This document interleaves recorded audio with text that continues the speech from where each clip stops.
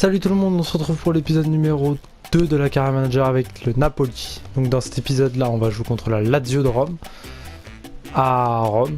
Donc c'est plutôt bien le stade, s'il est bien fait ça peut être vraiment génial de jouer là-bas. Donc on va faire un petit point calendrier. On s'était quitté il me semble sur le dernier match de Coupe Europe, les tournois de pré-saison. Alors, il y a eu juste un petit souci de sauvegarde, donc j'ai dû recommencer la carrière. Mais vous inquiétez pas, j'ai acheté le même joueur, Jean-Michel Seri, mais je sais plus si j'ai payé le même prix. Faudrait que je regarde sur l'autre vidéo, mais au pire c'est pas très grave, c'est juste un petit détail. Donc on a perdu en finale contre Séville. Entre temps, on a joué contre le Hellas Vérone, on a fait un nul à l'extérieur. Compliqué. On a battu l'Atalanta 4-2. On a fait nul contre Bologne et on a gagné contre Benevento. Donc match très important contre la Lazio. Après le prochain gros choc, je vais faire l'AS Rome et l'Inter dans la même vidéo. Comme ça au moins pas besoin d'en faire deux. Et puis après on fera l'AC Milan, la Juve et voilà. Donc on va faire un petit point mercato vu qu'il s'est terminé. Donc transfert historique. Petit point, alors, on s'était quitté sur le transfert de Jean-Michel Seri, 32 millions d'euros.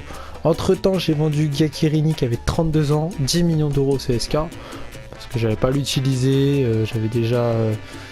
il est déjà un peu vieux, j'ai reçu 10 millions, j'ai fait je le lâche. Et j'ai été chercher Marcus Coco pour 18 millions, j'ai peut-être payé très cher, mais je le voulais impérativement. Donc ensuite, au niveau des autres transferts, il n'y a pas eu...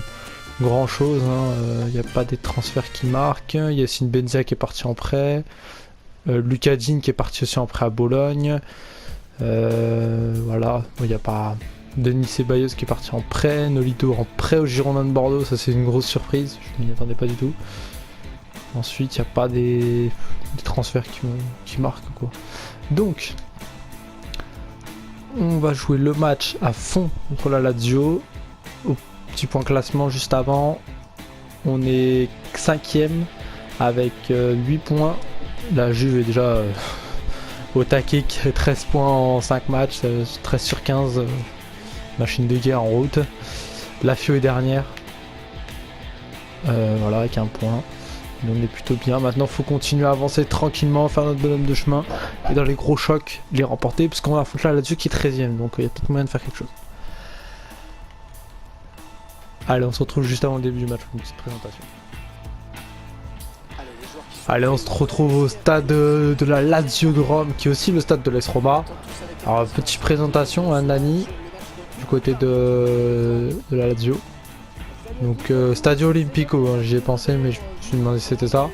Le Stadio Olimpico qui devient blanc quand c'est la Lazio et qui devient rouge, si je ne me trompe pas, quand c'est la Roma.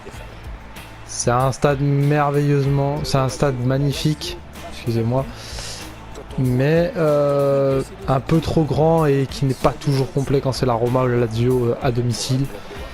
Il me semble que ça doit même être du 75 000 ou 80 000 places. Bon là il est complet sur le jeu, mais bon, voilà. Allez, on se retrouve avant le début, on se retrouve à la mi-temps pour les meilleurs moments. Allez, c'est parti.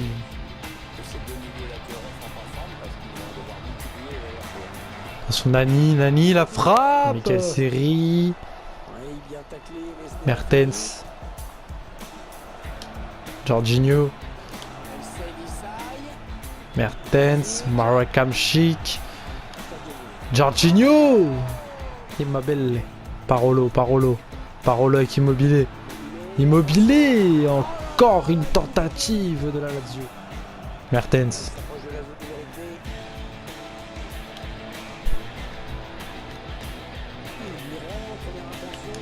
Seri, l'ouverture du score du Napoli, Jean-Michel Seri. C'est pas mérité sur l'ensemble du match, mais j'ai vraiment pris le temps de bien construire. Et j'ai trouvé une ouverture, et puis j'ai frappé, et j'ai marqué. Voilà, 1-0 pour le Napoli.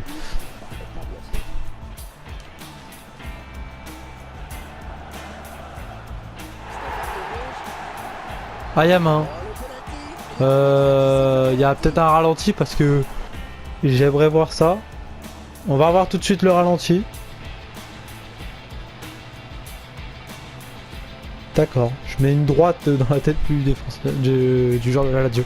Et ma belle Passarena Oh, poteau. J'ai de la chance. J'arrive pas à me dégager.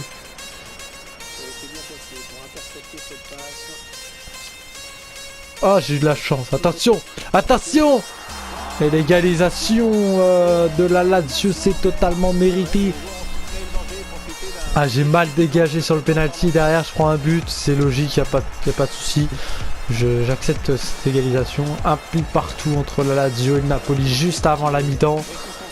C'est un petit peu cruel. J'avais marqué, mais là, j'ai un peu mal défendu. Bon. Et c'est la mi-temps au Stadio Olimpico de Rome. Un but partout entre la Lazio et le Napoli.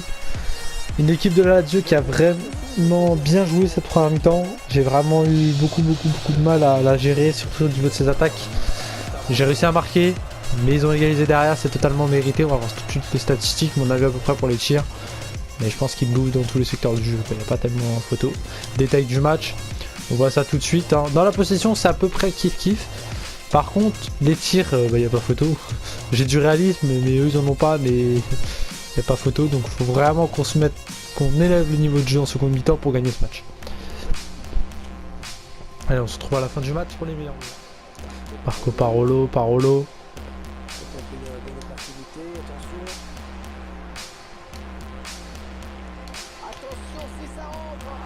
Et le deuxième but de la Lazio. Totalement logique, même si en vue de la seconde mi-temps, on était quand même mieux rentré, mieux dans le match. Deuxième but sans aucune considération, quoi. C'est dommage. But de 2, Brahim Perea. Sortie de Callejon, rentrée de Marcus Coco. Ah, le bon ballon, Marcus Coco. Ah, la tête de série, ça n'a pas pu passer, c'est dommage. Attention, récupération de Jorginho. Mertens. L'égalisation du Napoli. L'égalisation, quel ballon. Et le but de Mertens, il me semble que c'est Marek Hamšík qui lui donne la balle. Oui, voilà, hop. Et boum, 2 partout entre la Lazio et le Napoli. Sortie de série, rentrée d'Arkadio Milik pour essayer de faire la différence. Mertens qui redescend un petit peu plus pour récupérer des ballons. Marcus Coco dans la surface. Marcus Coco, ça repasse derrière. Jorginho à 25 mètres. Il arrête Marchetti. Belle frappe et belle arrêt du gardien.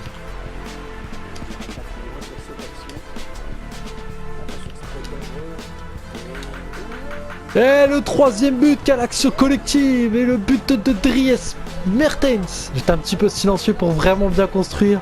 Marcus Coco pour Arkadio Milik. Milik qui l'a remis à Mertens dans la course. 3-2, 92e minute. C'est plutôt, on va voir ça tout de suite. Coco, Milik, petit ballon. Et Mertens qui croise. Voilà, ça fait 3-2. Il reste peu de temps à tenir. Il faut tenir. Victoire dans un gros match contre la Lazio. 3-2 dans les dernières secondes. Sur l'ensemble du match, la victoire elle est un petit peu méritée. Parce qu'on a quand même existé en seconde mi-temps. On a vraiment montré quelque chose de très intéressant. En plus il y a eu beaucoup plus de buts, parce qu'il y avait 1-1 à la mi-temps, 3-2 à la fin du match. Donc on a montré vraiment de l'envie, quelque chose. Et je suis très content de ce qu'on a fait, de ce qu'on a produit en seconde mi-temps. La première mi-temps était vraiment compliquée, ils étaient vraiment très au beau pressing. Bon bah après, voilà, donc on va regarder tout de suite les statistiques. 12 tirs pour eux, 9 pour nous, 5 cadrés pour nous, 6 pour eux. Donc nous, à peu près un tir sur 2 était cadré. Donc voilà, on a eu la possession de balle en seconde mi-temps, donc on a vraiment pu poser notre jeu, etc. Je suis très content de ce qu'on a produit. On se retrouve dans le... Vraiment, je suis content de ce qu'on a fait. En plus, bon là j'ai 94 de notes de manager, c'est bien. Mais vraiment, on est mieux là en Serie A, il me semble. On va regarder tout de suite le petit classement après les 5 matchs. On est 3ème, juste derrière la Juve et le Milan. On a marqué 11 buts, on en a pris que 6. C'est peut-être ça le petit bémol. Si on veut vraiment être en haut, il faut qu'on évite de prendre trop de buts bêtes. Même si on a la 2ème meilleure attaque de Serie A, juste derrière la Juve et devant l'Inter et la Lazio, il va vraiment falloir que les buts, on évite de trop en prendre parce que ça risque d'être un petit peu pénalisant pour plus tard. Donc, comme je vous ai dit, prochain épisode contre la l'AS Rome et l'Inter. Donc ça sera, je pense, là à l'heure actuelle où je tourne l'épisode, mais samedi. Je vais essayer de le poster dimanche. Donc l'autre épisode, je pense que ça sera dans le courant de la semaine prochaine. Parce que je dois poster aussi l'épisode de Bordeaux que je mettrai peut-être mardi. Donc peut-être vendredi le prochain épisode contre la Roma et l'Inter. Donc voilà. Sur ce, c'est la fin de cet épisode. J'espère qu'il vous a plu. Je vous souhaite une bonne après-midi ou une bonne soirée. Et je vous dis à la prochaine. Allez, salut!